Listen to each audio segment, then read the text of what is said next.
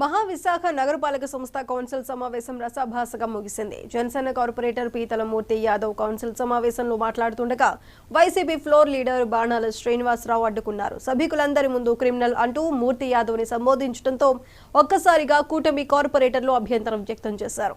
అంతటితో ఆగకుండా mayor podium ముందుకు వచ్చి వైసీపీ ఫ్లోర్ లీడర్ బాణాల శ్రీనివాసరావుపై చర్యలు తీసుకోవాలని, తక్షణమే సభలో క్షమాపణ చెప్పించాలంటూ మేయర్ను డిమాండ్ చేశారు.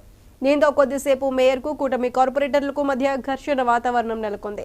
ఫ్లోర్ లీడర్ తీరు పట్ల అసహనం వ్యక్తం చేసిన కూటమి కార్పొరేటర్లు వాకౌట్ ప్రకటించి కౌన్సిల్ నుంచి బయటకు వెళ్లిపోయారు. TDP standing committee chairman Peela Srinivas అద్దె చెప్పడంతో శాంతించిన పీతల మూర్తి యాదవ్ సహా మిగిలిన కూటమి కార్పొరేటర్లు మళ్లీ సమావేశానికి హాజరయ్యారు.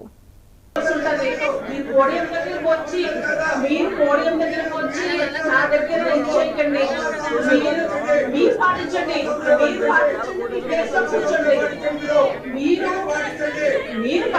ఫస్ట్ మీరు